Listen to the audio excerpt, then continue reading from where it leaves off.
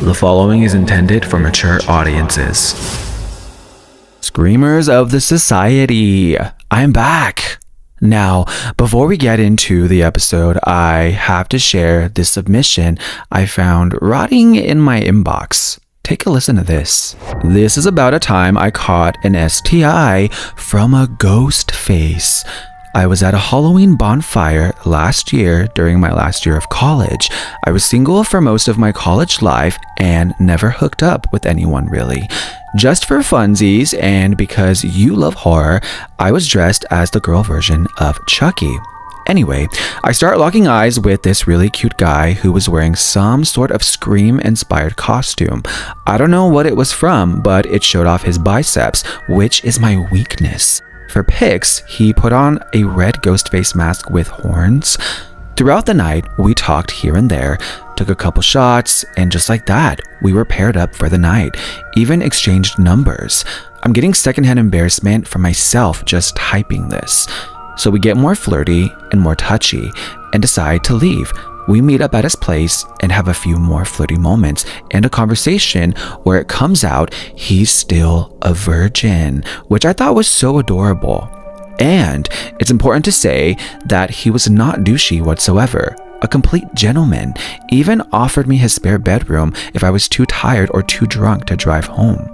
Well, we eventually have sex, I stay the night, he even buys me breakfast in the morning. Like a week later, I'm not feeling well, my stomach hurts, I'm also seeing some odd things happening to my body that are too gross to describe.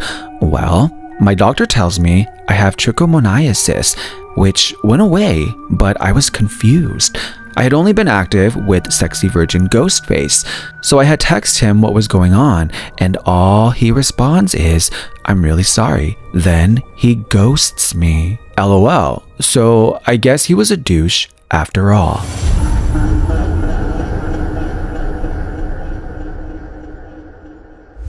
Welcome to a world where darkness and mystery converge. Navigate the depths of horror and true crime and join a society beyond the ordinary, where buzzworthy topics, paranormal tales, and listener-submitted experiences blend into a realm of the unknown. You have crossed into a place where the unusual and the terrifying are just the beginning.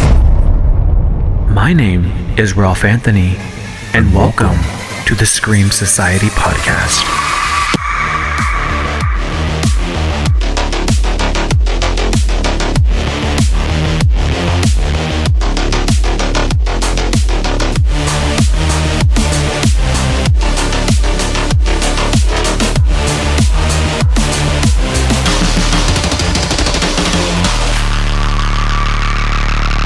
Hello, Screamers. Welcome into yet another episode of this variety podcast from hell.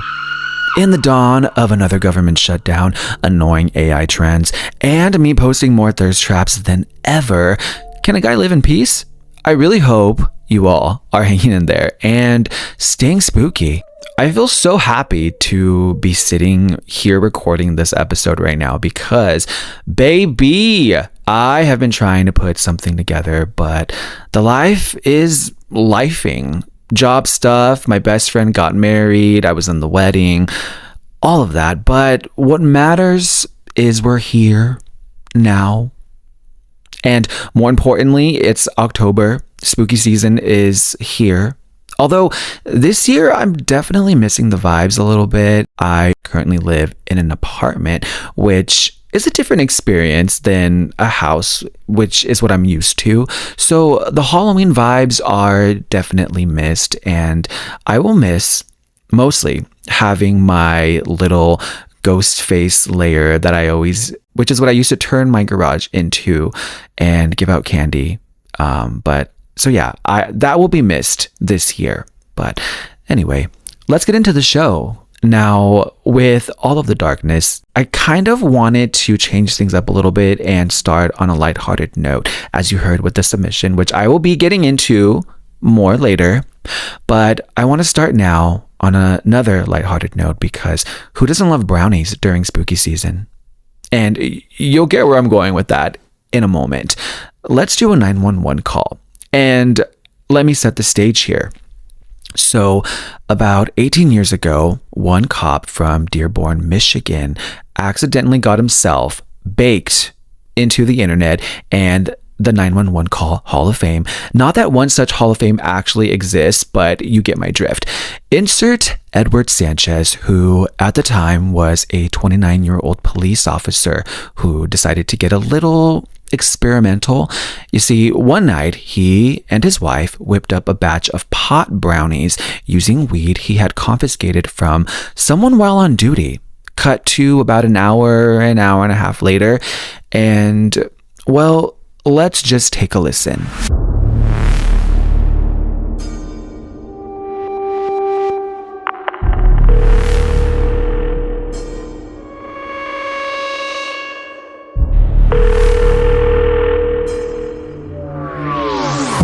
Emergency? Yeah, can you please send rescue to...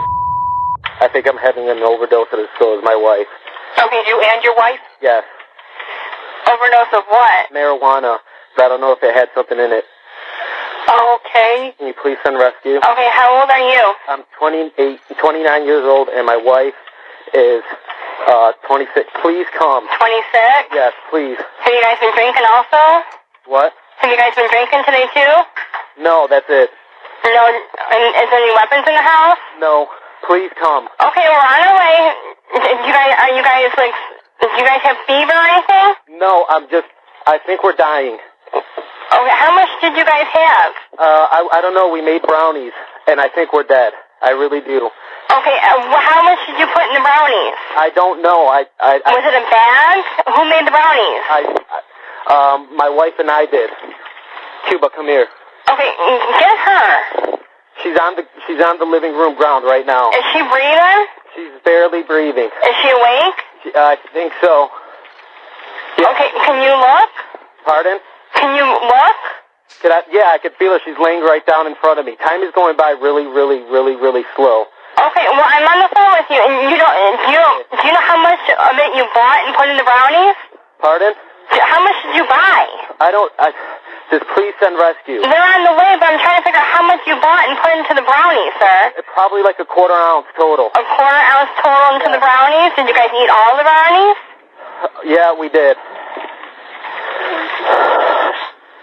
Okay.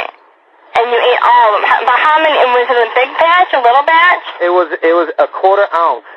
Okay, but brownie-wise, how many pieces do you guys think you guys had? I don't know. I probably had like a small chunk.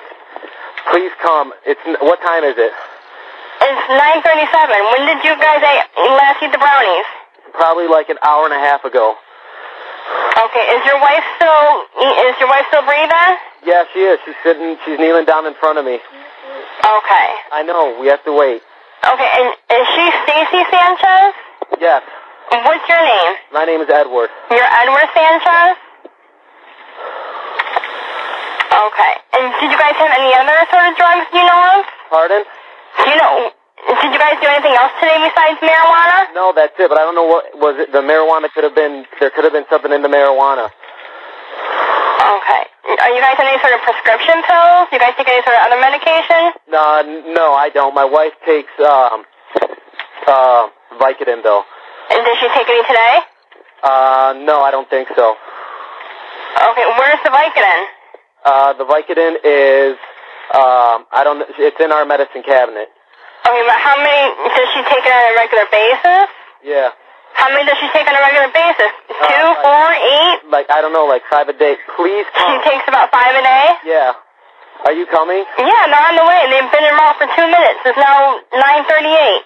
Okay. And she takes about how many? 5 a day? What's that? How many does she take a day? She takes like, I don't know, like 6. 6 a day? Like 5 a day. I don't know. We got into a car accident in Dearborn Heights last year. Okay. And you don't know how many she's taken today? No. Okay. Is there any animals in the house? Is there any what? Do you have any dogs, cats? I'll put them away for you. Okay. Is the front door open? Yeah, the front door's open. Come here. The porch light on? Pardon? Is the porch light on? Yes, the porch light is on. Are there any weapons in the house? You already asked me that. And what'd you say? Yeah. Well, no, there is. Where is it? It's in my closet. Is that in the back bedroom? Yeah, in the front bedroom. In the front bedroom? Yeah.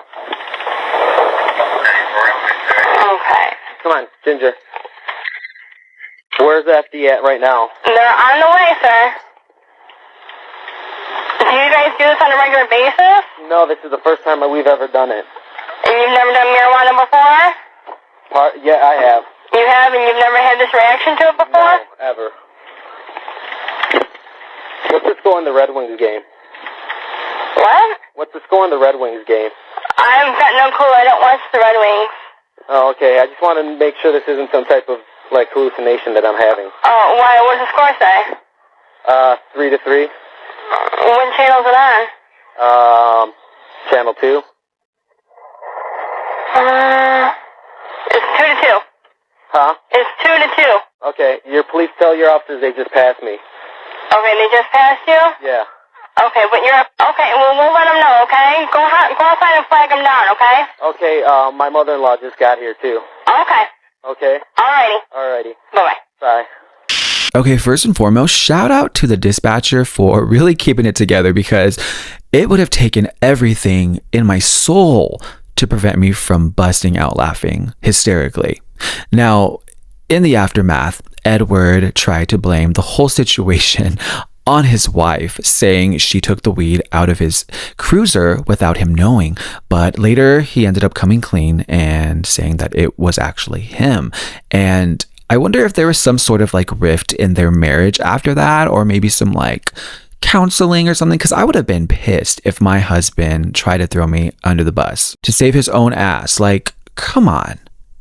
Now, fortunately for Edward, no one ended up being charged, but Edward did resign a year later. And what a time to be alive. Like the early 2000s, when marijuana was still declared illegal. Like you would get jail time or have it confiscated if you were caught with it, to how like here in 2025, like how normalized it is and how it's used for medical conditions, how it's being prescribed, how there are actual weed shops around towns, and someone can deliver weed to your doorstep through an app. Like we have come a long way when it comes to marijuana.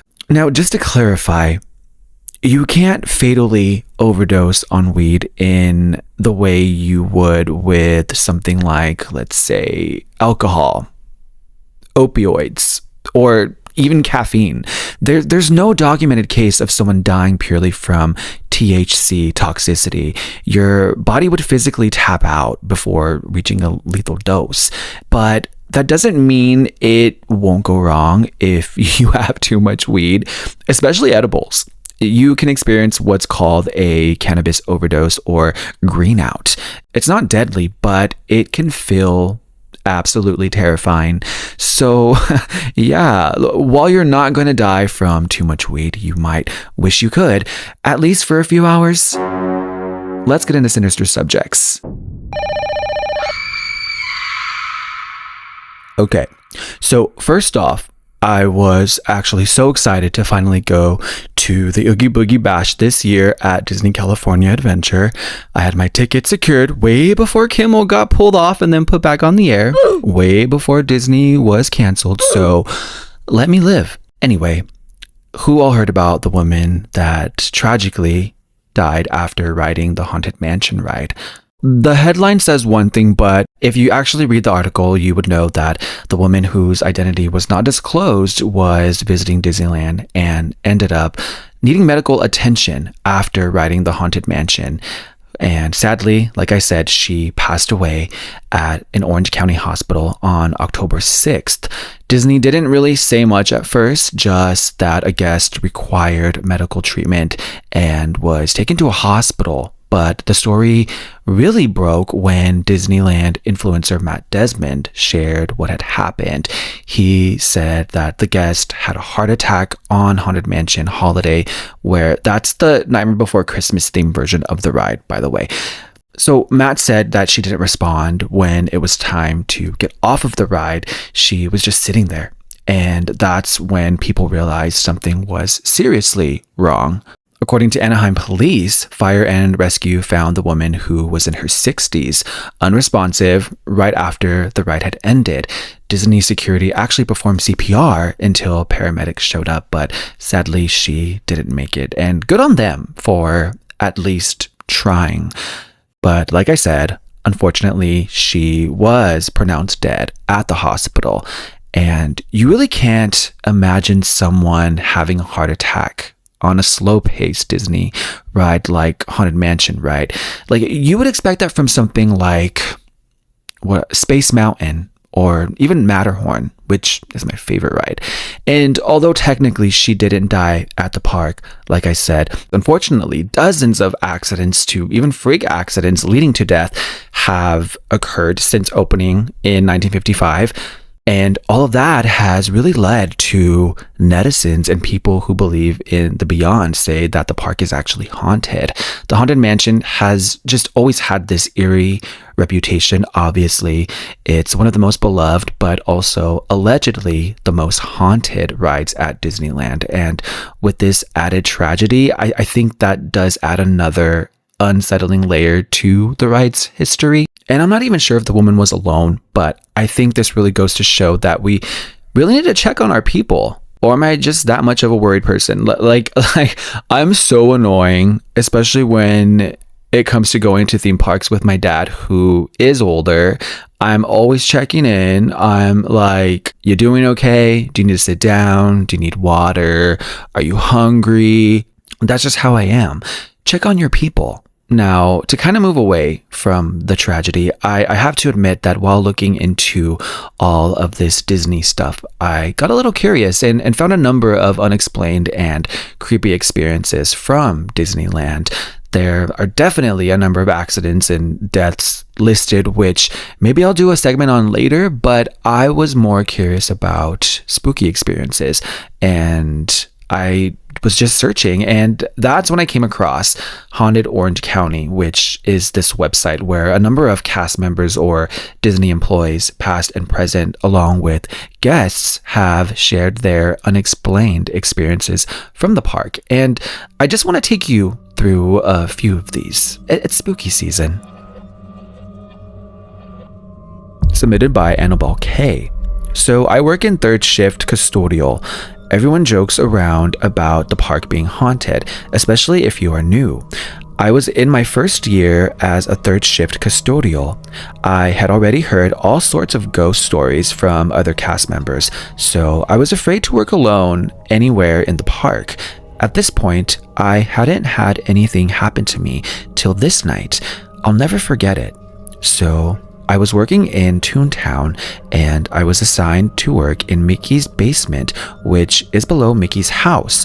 There's a set of bathrooms, a break room, and a small gym. I started off by cleaning the men's bathroom, then went over to the women's bathroom.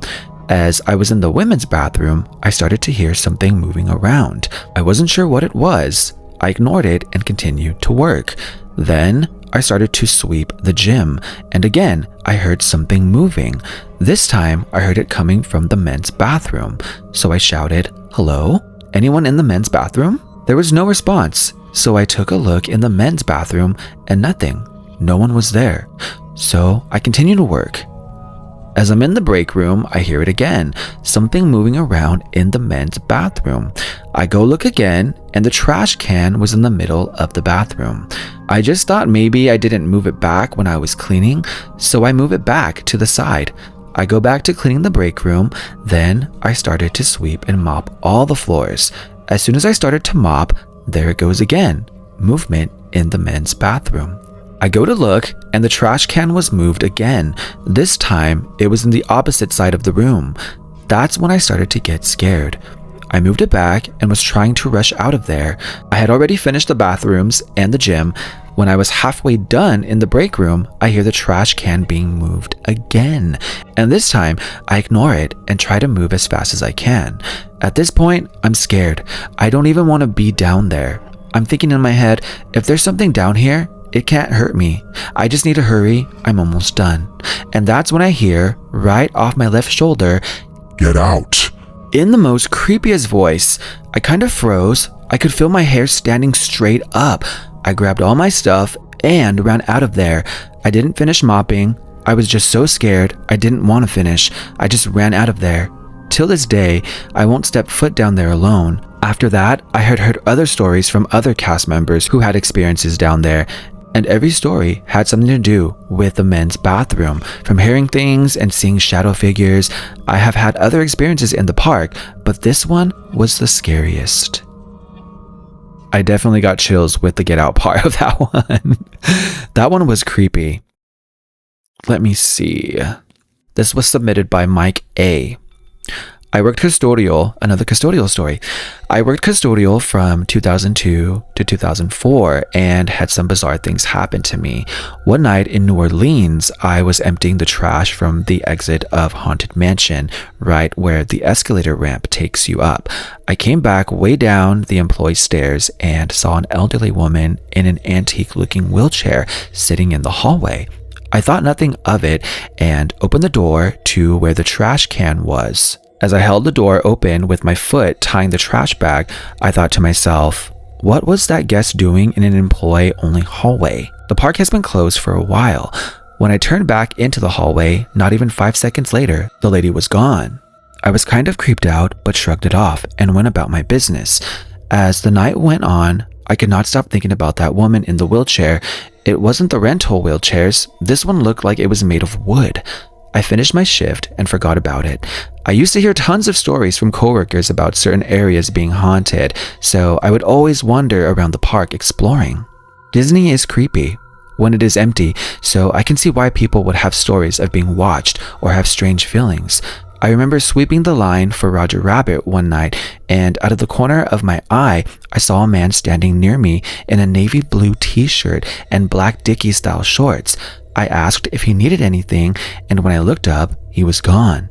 I walked pretty fast all the way through the line looking for him, and nobody was in there. Nobody was in there because Toontown was closed. It seemed like everyone had a haunted mansion, haunted bathroom, Tom Sawyer, or Toontown story, so I kept the strange things that happened to me to myself. I felt like nobody would believe me anyway. A few months later, I was talking with a woman that had worked there for a long time. Someone had committed suicide in the parking structure that summer, so we were talking about deaths in the park and the possibilities of the supernatural. She told me a story about sweeping inside the haunted mansion at the bottom of the elevators after the park closed and seeing an elderly woman in a wheelchair. When she looked up to speak to her, the room was empty. I thought to myself, no way, how familiar. I didn't tell her what happened to me, but I had a lump in my throat and felt pretty creeped out for a long time.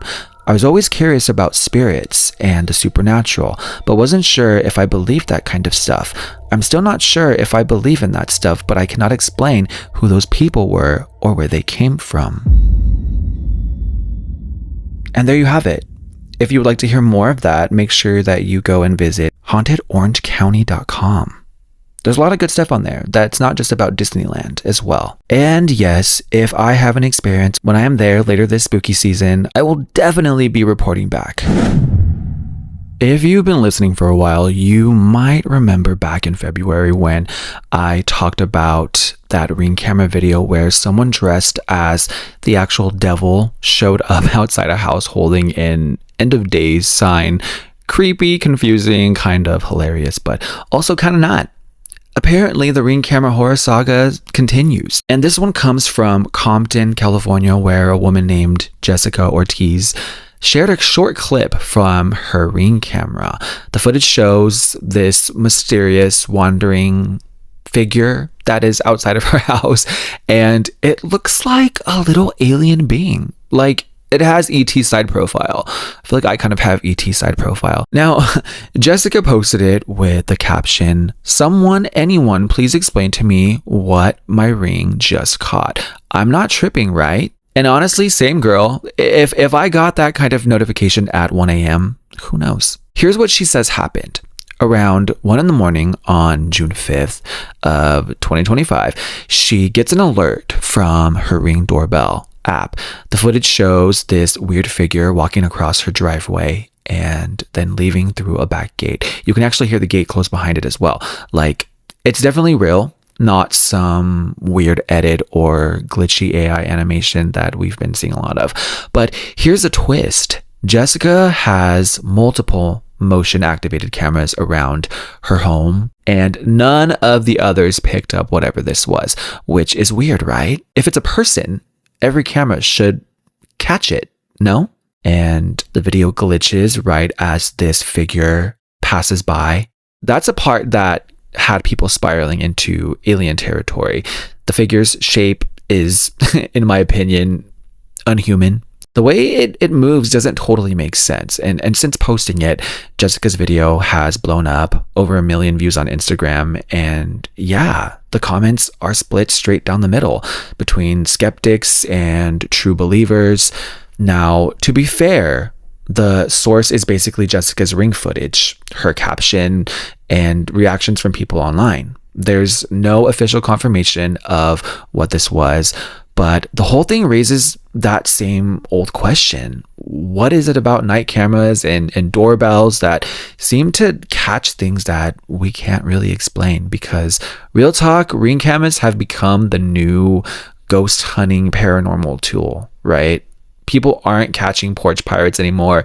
They're catching full-on nightmare fuel. And if anyone out there listening has any creepy ring or doorbell camera footage, I want to see.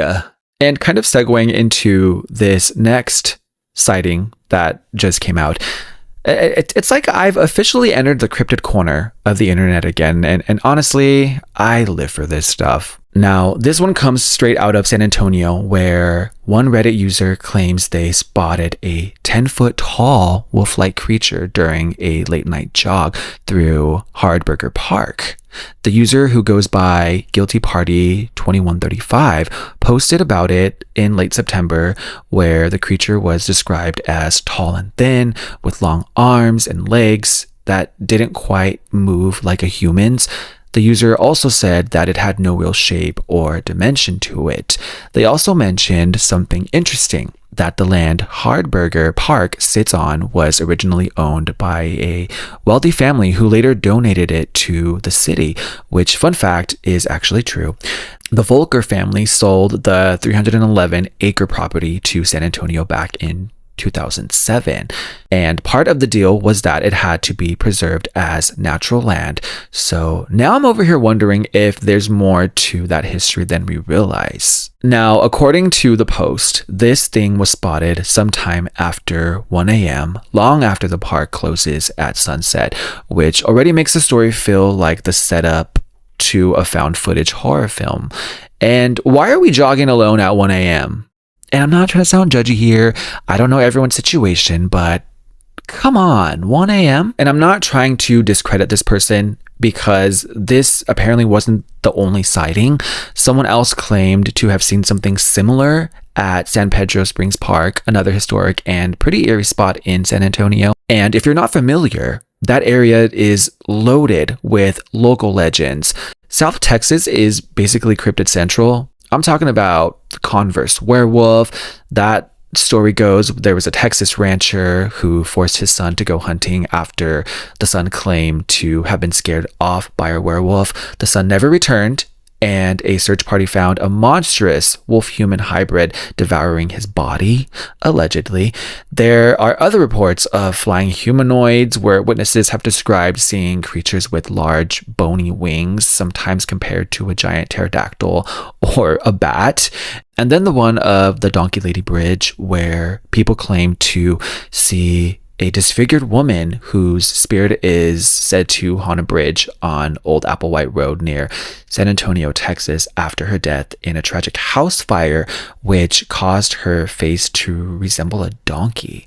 I don't like that one. The sightings go all over the cryptid spectrum, from goat men to chupacabras to whatever's lurking around San Antonio's parks after dark, right? Now, whether there was an actual creature, a prank, or someone's late night hallucination, I don't really know. But what I can say is, please do not jog around national parks at 1 a.m. In the name of the Father, Son, and holy shit, let's take a break.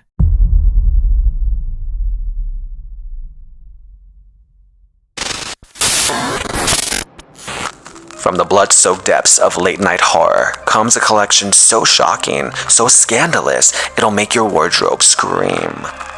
Want my face on your chest? Or maybe you just want to rep the cult, the logo, the legend, the Scream Society? Don't just listen to the nightmare, wear it, rep it, live it. Get it now before it gets you. Head to scream-society.printify.me and rep Scream Society merch.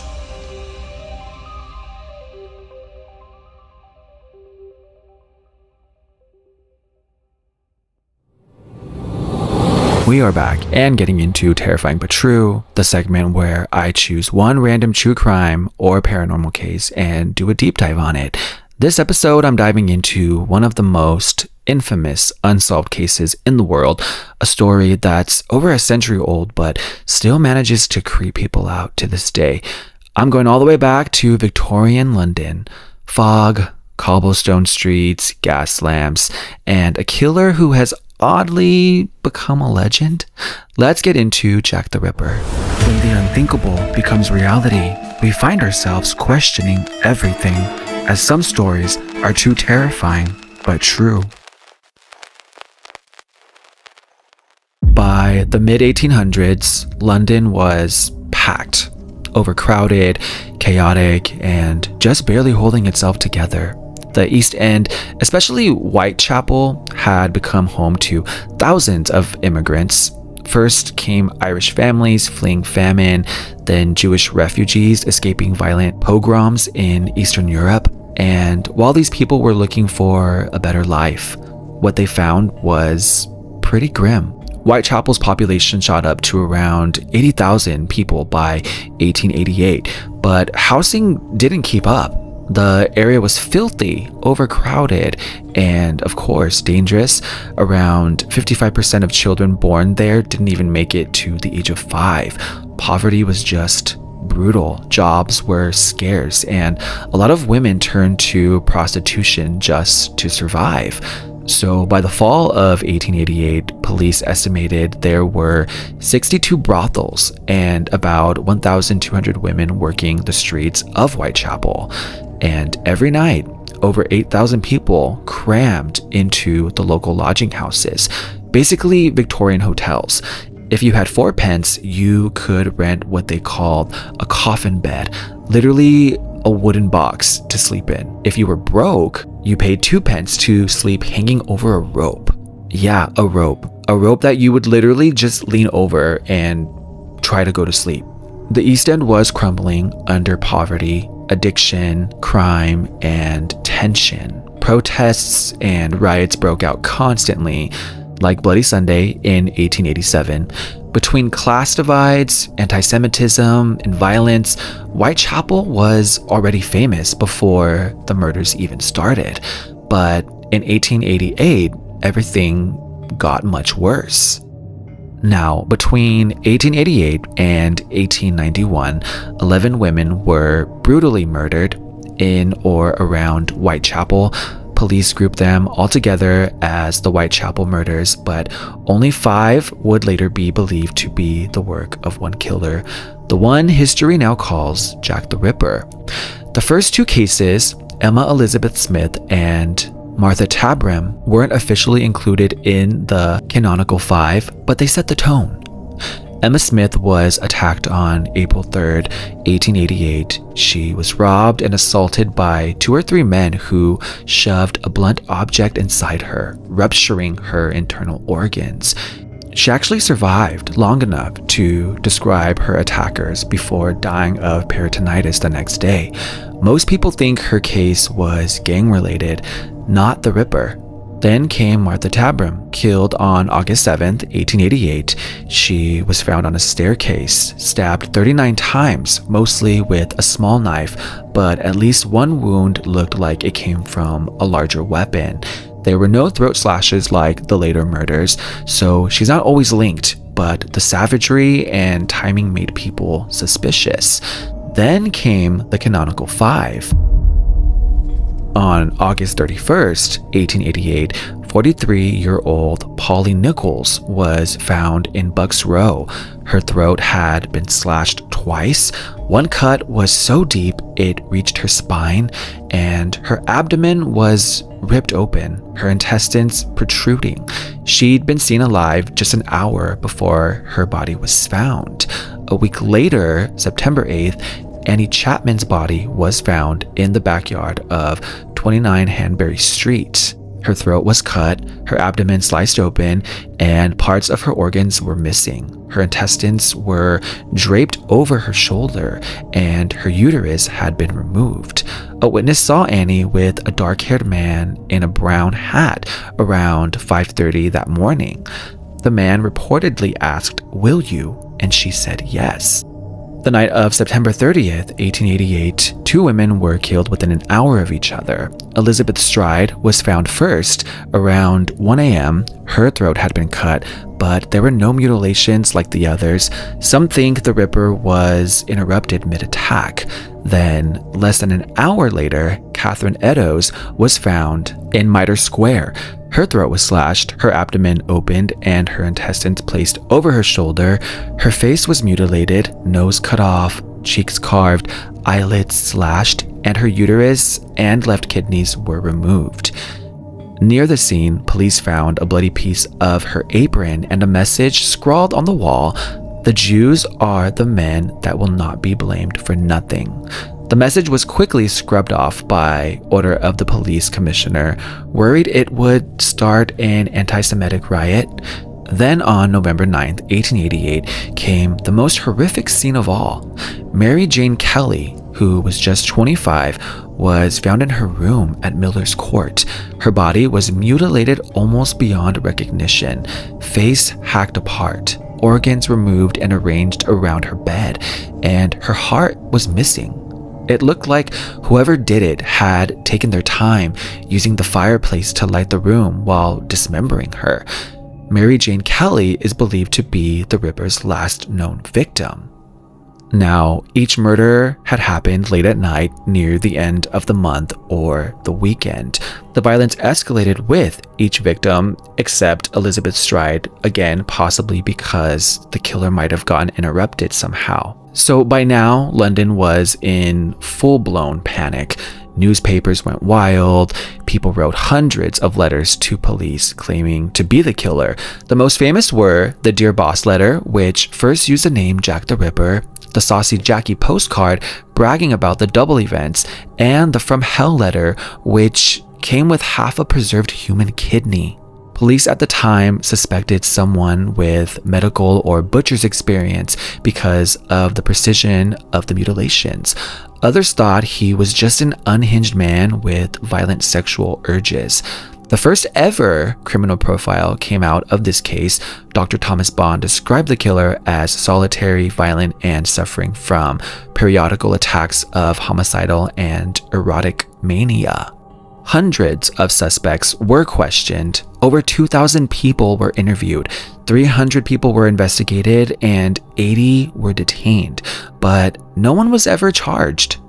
Some people believed the Ripper had died, was locked away, or maybe even fled the country. Other people think that multiple killers were involved and that each death was inspired by the other to be more brutal than the other. So after Mary Jane Kelly, there were 4 more women killed in similar ways: Rose Millette, Alice Mackenzie, an unidentified woman known only as the Pinchin Street Torso, and Frances Coles, but the evidence was never clear enough to connect those to the other murders. And the thing is, there were so many murders in the East End back then that police couldn't even say for sure how many might have been related. Like Fairy Faye, Annie Millwood, and Ada Wilson were attacked or killed in suspiciously similar ways, but none of it could ever be proven. The Ripper investigation became this massive effort for the time. Detectives from Scotland Yard, city police, and local divisions were all involved, but it was messy. The head of the criminal investigation department was literally on vacation in Switzerland during the main wave of the killings. The community got so frustrated that they formed their own patrols. The Whitechapel Vigilance Committee, who walked the streets at night, hired private detectives, and even offered their own reward money for the killer's capture. So who was Jack the Ripper? That's the question that's haunted people for over a century. Suspects have included everyone from local barbers and butchers to doctors, artists, even royalty. Over 100 suspects have been named throughout history. DNA testing hasn't helped much.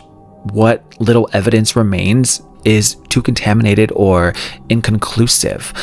Some modern claims tie a Polish barber named Aaron Kosminski to the murders, but even that evidence is shaky and couldn't be replicated.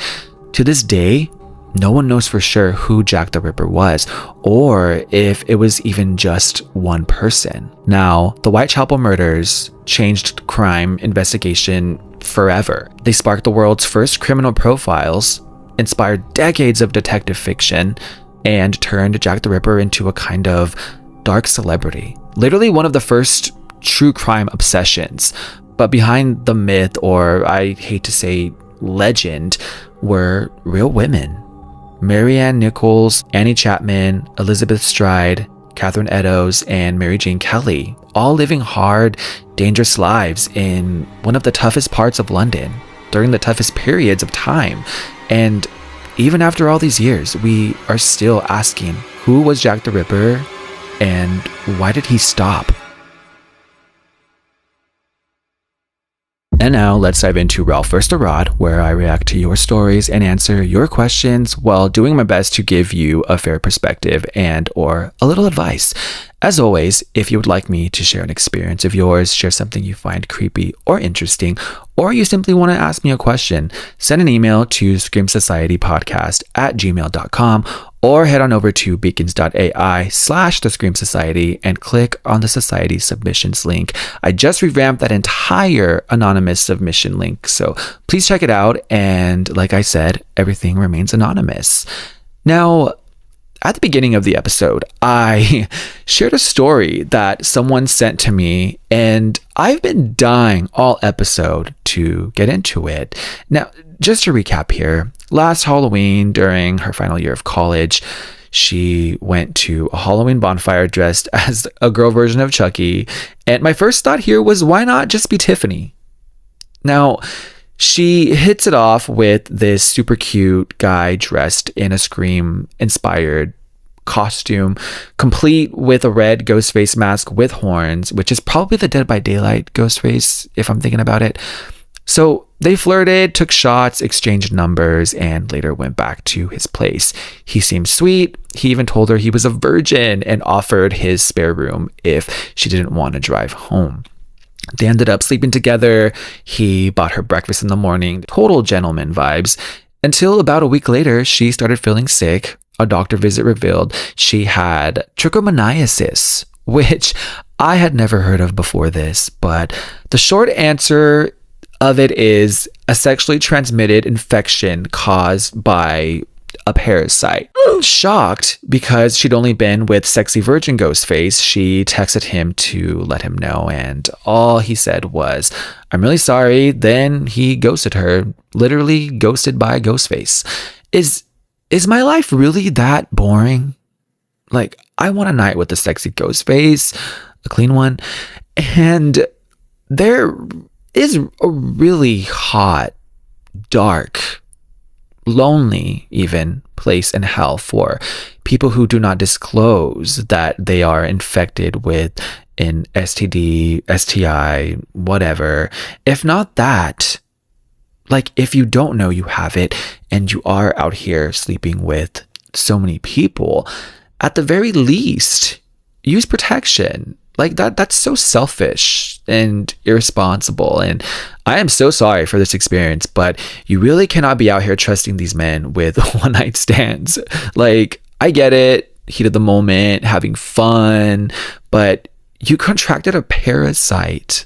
And I appreciate you not sharing what happened to you, but I will. What this STI does is cause severe abdominal pain, and trigger warning here, cervix inflammation, and I'm only sharing this because I want you to see how severe this is and what the outcome of being irresponsible can cause you. So cervix inflammation, vaginal discharge, vaginal inflammation, vaginal irritation, vaginal itching, vaginal odor, vulval inflammation. Welcome to Sex Ed with the Scream Society. I'm glad you got treated immediately because untreated infections can lead to complications like fertility, long-term pelvic pain, and a higher risk of getting or transmitting HIV. And it can also cause preterm birth and just all of that bad stuff. So if you all come across something like this, you need to get treated immediately. Do not wait. Yikes. Now, I'm not sure of the circumstances here, but this could actually be grounds for a lawsuit. But I also hope at the very least you reported him to your healthcare provider. We're going to move on, but this guy should have been dressed as something else, like a rat. Okay, I want to do some questions, but I also wanted to share this follow-up story about another story I did. Listen to this. The story you shared on the recent episode about the dead body really hit close. When I was in middle school, my mom used to go on walks at the crack of dawn. We lived in a rough area where there was a lot of crime and drugs. Regardless, every morning, even on the weekends, my mom would go on a walk, then come back to cook and make breakfast. On one of her last walks, she came across a homeless woman who had hung herself on someone's front porch on our block. I will always remember jumping up awake and hearing her screaming and hyperventilating, calling for help. I really thought someone had broken in and scared her. That's how awful and freaked out she sounded. That was the day she stopped walking out of fear. My dad bought her a treadmill after so she could keep walking, and as of recently, my siblings and I all pitched in to get her a fancy Peloton one. Ooh. There is something about this one that it makes me emotional a little bit. Like there's a lot to unpack here. And the story this person is referring to is the one I shared about 2 episodes ago about 2 people finding a dead man by some train tracks while on a bike ride. And I don't know, but this one makes me really sad. Like maybe I'm still emotional because I grew up in a similar environment, and what this tells me is how just one experience can truly alter your life. Like, why did she stop walking? Probably out of fear, safety, and no offense, but this was a while ago. So I hope now your mother is in a safer neighborhood. Like, there was always all kinds of traumatic shit happening in my old neighborhood. I didn't see much, thankfully, but I do remember seeing a man in a bike get hit by a car because there was a busy street next to my neighborhood. My friend and I saw a man overdosing in the alley that we used to play in. I think I've told the story on her before, but there was even an instance where I was walking home with some friends and we saw a guy who was clearly on something and nothing but boxers, and he had his private out and was just doing stuff with it and started to chase us when he realized that we were laughing at him. But yet here I am hosting a dark and twisted podcast, so maybe some of it did affect me. But look, thank you for sharing, and I am just sending all of the love and healing energy to your mom. Let's get into some of these questions now. We'll do 3, and they're kind of all over the place when it comes to like subjects.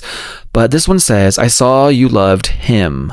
Did you really like it, or was it because the main character, or was it really, I can't read right now.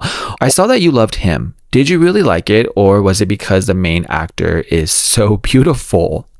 Him is a recent horror film that was released back in September, that has Marlon Wayans and Tyreek Withers, I believe his name is, who is actually beautiful. He's so beautiful. But was I drawn to it because of him? Absolutely. I'm not going to try to front there, but I think the film was really well done, in my opinion. And I know it got a ton of hate. Like, there were so many bad reviews about it. I think it was a slow burn, but I was interested in the story, and it really built up to something that was really satisfying for me. I mean, I loved the ending. The ending was so bloody and so outrageous, and it is a film about cults and the devil and sacrifice and all of that. And it shows some crazy shit happening in the football world, which I'm convinced is actually happening. So what do you think about Jeffree Star?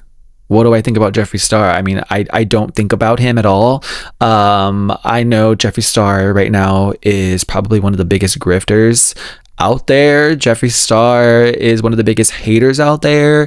Jeffree Star just reminds me of like, and we've all known someone like this, but like someone who you've gone to school with, who you work with, who just is a bragger. They brag about everything, but at the same time they're also like hating on everything, calling people this and that if you like, I saw a video about him basically hating on people who like Labubu, saying like get a life and blah blah blah, and then he's like, I owned a ranch, I own a makeup brand. Like, good for you. I'm glad, as someone who was gay and all of that he actually made a name for himself. He's always been really controversial, and I even had a little beef with him one time where on Twitter, his music was garbage, but I was obsessed with it. But yeah, I was tweeting one time because I liked some of the songs that were like more emo-y versus the ones that were just about sex. And I tweeted that, and I was like, can we get more songs that are more emotionally driven versus just about sucking dick? And he got so mad and like tweeted me, and he was just like, oh, I wish I still had a screenshot of it, but was like, I make music for myself and all this, not so you can just complain about it. And then I think he blocked me on there, which he's infamous for, blocking people. I don't really like him or support what he's about anymore. It doesn't seem genuine. It just seems like it's convenient, and he's trying to like form himself into this certain person who thinks a certain way, so a certain group can accept him, and I'm not really down with that. He's on my list with James Charles and Austin Wolf and all those other demons. Plain and simple, I'm going to keep this short because I didn't really want to get into politics this episode, but I didn't want to leave your question unanswered. What were your thoughts on Jimmy Kimmel's show being suspended due to a comment that he made about Charlie Kirk? For context, it was not a dig at Charlie, but a dig at the president and how he's mourning his quote-unquote close friend. Do you think this type of censorship is fascism? I didn't like the guy, but I think, again, if you silence people, whether that's with death or pulling them off the air, that's a very dangerous box to open up, and we don't want to live in a world like that. As much as you disagree or hate what people are saying, like what I'm doing right now, running my mouth, like I think everyone has the right to be able to do that in some form, freedom of speech. And if we're being monitored and policed on what we're saying or taken off, that's silencing. So to answer your question, yes, I do believe that that type of censorship can be linked with fascism. I think it was wrong. I think, like I said, Disney really shot themselves in the foot with this one. What he didn't even say, like, I don't think Jimmy Kimmel is funny. He's not funny to me. I like more like dark, like uncomfortable, like, oh, did you really say that kind of humor? So I don't think he's not for me, but no, he doesn't deserve to be taken off the air. I'm really, really, really scared about where we are headed. I'm unserious most of the time, unless it's like talking about people's lives. But like, I'm like really scared. And if you listen and can take something away from this, like it's just to truly, not to make you think or believe a certain way. It's just to truly open your eyes and really think for yourself, and not just follow a certain group or a certain leader because it's what the rest of your family is doing. It's what all your friends are doing. It's truly like, please, like think for yourself. And I think if we start doing that, we can start having conversations with people who we don't agree with, and it won't be so divided. Because I think what's happening now is what, and I'm not like a conspiracy theorist here, but I think it's what the higher elites, it's what they want. They want us divided because that makes a more easily controllable world. And I'm just going to leave it at that. I know I've been taking a lot of breaks lately, and I'm sorry, and I'm really trying to get episodes out. Like I said, I love being here. I love doing the Scream Society. Just life is happening so hard right now. And I'm doing my best, but just know that if I don't put out an episode, like, I'm not done. I'm not quitting the show. I will tell you firsthand. I will post it. I'll literally post like a 5-minute episode when or if that would ever happen, but I wouldn't just leave you all high and dry. So please just be patient with me. And again, I want to give a huge thank you to everyone who submitted or suggested a topic. Thank you for listening. Don't forget to check out Scream Society merch, scream-society.printify.me. But until next time, I will scare you all on the next one. In the name of the Father, Son, and Holy Shit. Thank you for tuning into the Scream Society podcast, hosted, written, produced, and edited by yours truly, Ralph Anthony. Help the society grow by subscribing on your favorite platform and leave a rating and review. I always strive for 5s. Have a horror or paranormal experience? Want me to answer your questions on the show? Submit to beacons.ai/The Scream Society. Connect with the podcast on Instagram, TikTok, and YouTube at Scream Society Podcast. And until next time, I'll scare you on the next episode.